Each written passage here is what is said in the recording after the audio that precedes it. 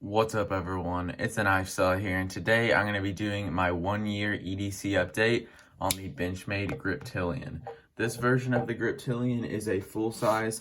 It's got the sheep's foot S30V coated blade with a flat grind on it. And like all Benchmades, they are made in the USA. I'm just throwing up a few quick size comparisons here. The blade length is about right under 3.5 inches. I don't really want to list all the specs off since this isn't really a review, but let me just talk about the looks of this knife and how they've really held up over time. So if you take a look at this pocket clip, I think that Benchmade clips wear very nicely. You know, this one isn't kind of like those painted clips, kind of like this Kershaw leak, where it just kind of scrapes off everything. It just kind of rubs it, and I think it gives that a really nice kind of beat up look. And I think that Benchmade does a great job with the coating of their clips, and it's not just like a painted clip that will rub off from just maybe running into something, or sometimes I've had my clips that are painted just rub off from just carrying it in my pocket, and it'll create like an outline along the clip. So I really like this clip. I'll talk about the function more when I talk about the carry of the knife, but let's talk about the blade and just the looks and how it's kind of, the coating on this is not the best. So if you look at here, I have hard used this knife. This has been my go-to hard use folder for the entire year that I have owned it. I will say it's held up, or the coating hasn't held up very well. The knife as a whole has held up pretty well, but it is just very beat up.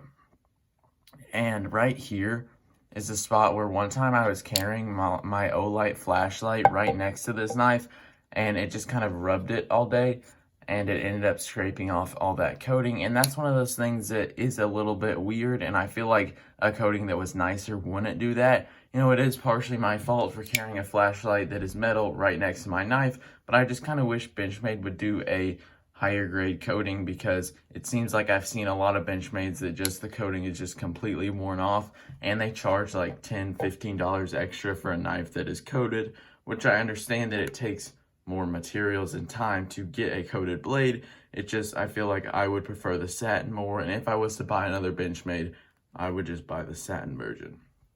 So for this blade, it is this S30V sheepsfoot blade, and so far this blade shape, or not really so far, over the whole course of the year that I've had this blade shape has been great. You know, my main complaint with it is the tip is a little bit too thick for my liking, and it just doesn't do all that good with your basic EDC tasks where you need to puncture something. It's like the Insingo is like this blade shape done to perfection, because it's got this swedge up here that gets it down to a nice and thin tip. And so I really do like this blade shape. I just wish that the tip was thinner. It gives you a little bit of belly and a lot of flat, or it's pretty much just all belly, and then this pretty flat belly, I guess you could say. Overall, it's a great blade shape and one of my favorites, if not my favorite. So S30V, the edge retention on this has been fine. It feels like it's been heat treated nicely. It sharpens up fine. I really have no complaints with S30V. It's one of my favorite steels, but my main complaint with this blade has been the thickness behind the edge. So I will do a quick measurement for you guys. 29/30 thousandths, if you see that right there. It's just a pretty thick knife behind the edge, and I think that the reason behind that is because it is flat ground, and I really wish that these were still hollow ground, because I have sharpened this knife a lot because I've used it a lot. And so from sharpening it, it's been like, I bet that I've removed some material, and when it's a very short flat grind, these knives will thicken up, and they will really thicken up fast. Because I will show you guys just the measurement at that flat is about, 107 thousandths. And so basically when it goes from 29 thousandths to 107 thousandths, that's going to thicken up very fast for you. And so I hope I read that measurement right. I always get confused what decimal point it is. But anyway, this knife is just way too thick behind the edge for my liking. If you guys know me, I like knives that are super thin, like this knife with just 10 thousandths behind the edge. I just feel like they cut a whole lot better, and really that's what knives do. And so I feel like a lot of people kind of ignore the thickness behind the edge, and truthfully, if you have a sharp edge, you will be able to do basic things like cut some cardboard and open a package or two. But I like a thin edge because it basically just does everything better. And you know, it might not be as durable, but almost 30 thousandths behind the edge, that is way more durable than you even need. In my opinion, a hard use knife, the thickest it should really be is like 20 thousandths behind the edge. And a lot of people might disagree with that, but I truthfully, a lot of times hard use, unless you're using like a fixed blade bushcraft knife and you're really just like hammering into wood and then turning it, you're not going to need that thick of a geometry. And so I wish that Benchmade would have gone back to the hollow grind, and I just feel like it's one of those things where companies like Benchmade and Cold Steel, they switched up from a hollow to a flat, hollow to a flat grind. They probably didn't think anyone would notice, and it really diminished the cutting ability of this knife. And so yeah, I wish both those companies would switch it back, because those are some of the things that I really like the most about a blade. And a hollow grind it's almost like an excuse for a company to be thinner behind the edge, and it's not like that 100% of the time. But if you look at this PM2, this is about 20 thousandths behind the edge, and this is a full flat grind by Spyderco. And they have knives like the sway back that's kind of like almost half, or just, it's not a full flat grind, but it's a hollow grind, and it'll get like 15 thousandths behind the edge. So these very large companies that don't really pay all that much attention to grinding their knives very thin, I would suggest them to go with hollow grinds, because it's almost an excuse and easier to get thinner behind the edge, and with wear over time, it will not thicken up as fast. But enough about the blade, let's get on to the fit and finish and basically just the lockup.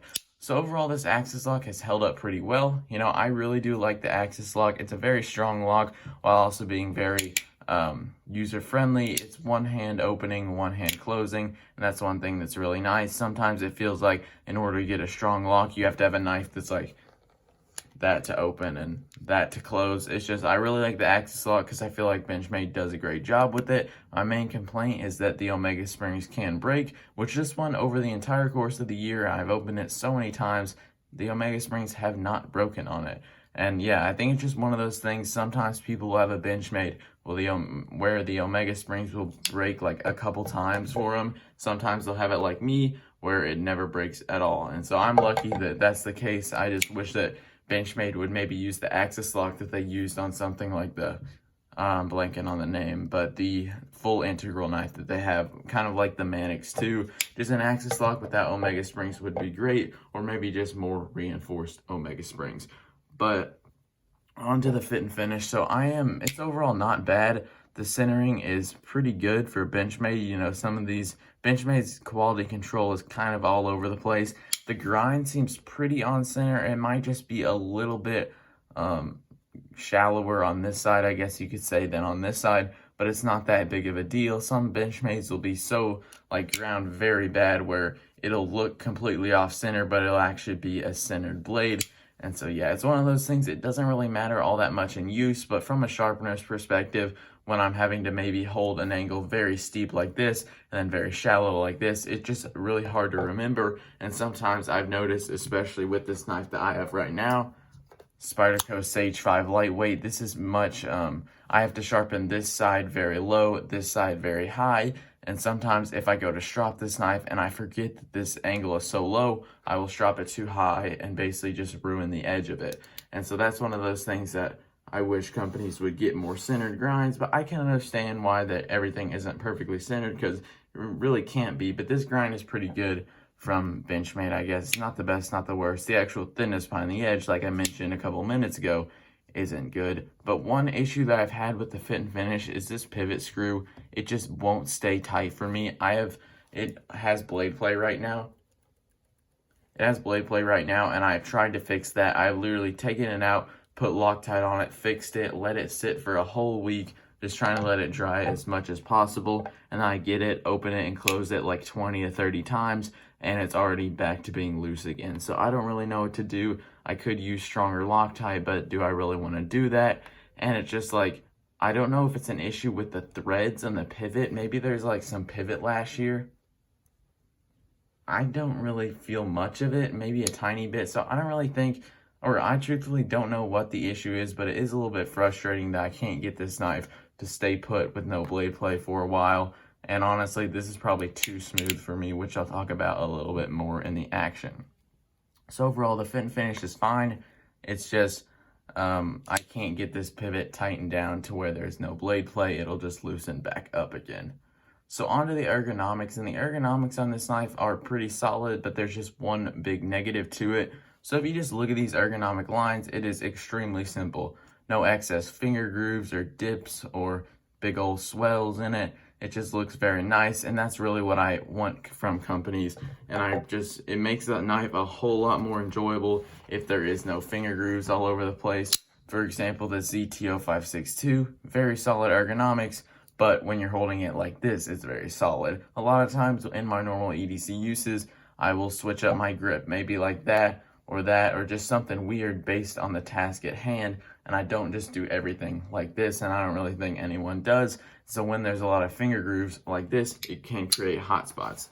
And yeah, so I really like the ergonomic lines of this. The only issue is that this jimping is just a little bit too sharp on the interior here, just because it's plastic and it's not knocked down. And it's just one of those things where I wish that there was no jimping on this knife at all. Maybe if they kept the jimping right here, because just this bare plastic might be a little bit slippery, just give you a little bit of more of that grip in hand. But I don't think this jimping here is necessary, this jimping, and especially not this jimping or this jimping. And I really have no fear that this knife would slip out of my hand if there was zero jimping on it.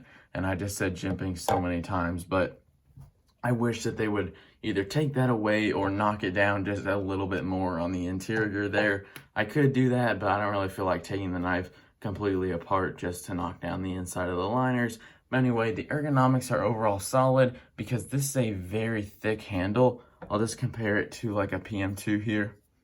Just super thick right there, and that really just fills your palm in the hand, and it feels great. And I honestly don't feel that pocket clip at all, which it looks pretty obtrusive there, and it looks like it would dig into your hand, but for some reason, don't feel it in a hammer grip, saber grip, pinch grip, which I do most of my cuts in. So overall, the ergonomics are good. It's just this jimping, I wish it was a little bit more knocked down. And it also is nicely contoured. And just the Hogue Ritter, let me pull it out really quick right here. I already did a side-by-side comparison between these, but there is no excess jimping on the interior, and it just melts in my hand, and it feels very comfortable. And in that video, I basically just said that the Hogue Ritter is basically the Griptilian's potential summed up in a Hogue knife. It's just, I think the Hogue Ritter is better in almost every way. Some people may disagree, but I just think it's a great knife. But we're talking about this one, so on to the actual carry of this. And this pocket clip, this is one of those times where I just feel like some people get so caught up in the deep carry clips and the how good does it look, is it titanium, all those things like that. And this is just a great clip. You know, I have zero complaints about the carry of this. It does sit on this rough texture, but I honestly haven't noticed an issue of it coming in and out of the pocket. This has very good tension. It's not too heavy where you have to like lift it up and then slide it in your pants, but it still is good. It's got some great ramp, and it's overall just a great clip. It gives you some nice area to pull the knife out of your pocket, and I have zero complaints about this clip, and I just think that this knife carries very great for its decently big size.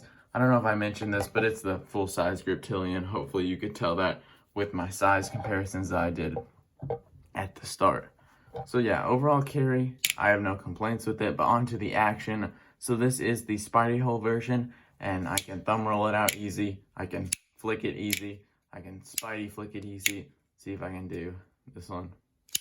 Yeah, I can do that easy too. It's just a very fun knife to play with, honestly. And I used to play with this knife all the time. I just kind of keep it sitting with my video stuff so I can use it as a size comparison, because I truthfully don't use it all that much because that blade is very thick. But yeah, overall the action is good, and the closing action, I wish I could keep that pivot tightened down, because when it's loose like this, it almost feels like a safety hazard. Now, good thing is the axis lock, your fingers are out of the way on the blade path, but just look at that. It just straight rockets shut, and I just barely pull that down. Oh, I did that one finger, so it's not really working, but I just barely pull it down, and it comes falling shut. And sometimes I've had my middle finger like that, and it'll just straight chop that middle finger off. And if it was very thin and very sharp, you know, I might be missing a chunk of my finger. So I wish that the axis lock was a little bit of that middle ground, kind of like my Hogue Deca here. I open it, and when I disengage the lock, it won't fall, but just with a little wrist flick, it will fall. So I feel like that is the perfect action for me. You know, it's still fun to play with if that's your thing, but overall I like this kind of tuned action on an axis lock over just the super drop shutty finger guillotine kind of action on the Griptilian. But really, I can't really complain about the action because it's good. So for the value of this knife, I actually just looked it up before this video, and I got this knife for $80 at Smoky Mountain Knife Works about a year ago, and I saw this, I think it might have been on sale on Knives Ship Free for $98, which is pretty good for Benchmade. I will link that in the description. It'll be the top link there. But so yeah, that's a good deal, and $98, I think that's worth it for a Benchmade. You know, it's made in the USA. They do have a good warranty, but I'm not gonna let a company hide behind their warranty, because truthfully, you don't want to go in buying a knife thinking like, oh, it's got a good warranty, so you know, when it breaks because it's not a quality tool, I can send it back in. You know, you never really have that mindset. And so I think that it's a great solid price. A lot of people are going to be turned away from these plastic handle scales. I truthfully don't have anything against FRN scales. I just have something against them when they are not nicely knocked down. For example, I own so many Spydercos in FRN because they just feel great. They're lightweight, and even though some people might say that they're toys, this one has like half liners in it, so that gives it a little bit of extra durability and weight in the hand. So I'm not opposed to the plastic handle scales. I know a lot of people are, and truthfully, for this price tag, I don't think it's that bad of a deal. You know, S30V plastic handles made in the USA, good blade shape. I wish it was thinner behind the edge, but you are getting that axis lock here. And so my main complaints with this knife is that it is super thick behind the edge, and that's honestly a huge reason why I don't carry it anymore. The jimping on these Ergonomics should be knocked down a little bit more, and it is comfortable in my hand, but yeah, that jimping is a little bit of an issue. It's fun to play with for those fidgeters out there. But one more note on the action, I actually really do like a thumb stud axis lock action. Don't get me wrong, I have zero complaints with that thumb hole, but just something about axis locks kind of have a weaker detent, and that's why flippers don't work all that well. You can just thumb roll this very easily. As you can see, there is no real resistance for your thumb. It just kind of comes out there really nicely. And so there are some like liner lock thumb studs like this CGRB that you go to thumb roll it, and it kind of jumps out of your hand. So you can see there, let me get another one. It kind of jumps out of your hand, and so it's very nice to just flick it like that. But I like to thumb roll my knives a lot. That's basically how I just open them on the usual basis if I'm pulling it out to do a task. I just really like a thumb stud mixed with an axis lock. I think it's one of the best opening and closing mechanism and combos out there. So that's gonna do it for the video. Thank you for watching. Don't forget to like and subscribe. Expect some more of these 1 year updates in the future, because this is about the time where I started really getting into knives, saving up my money, buying more knives. And so I already did one on the Para 3 lightweight. Go check that out if you want to. And yeah, so that's going to do it for the video. Thanks for watching. Don't forget to like and subscribe. Hope you enjoyed, and I'll see you guys in the next one.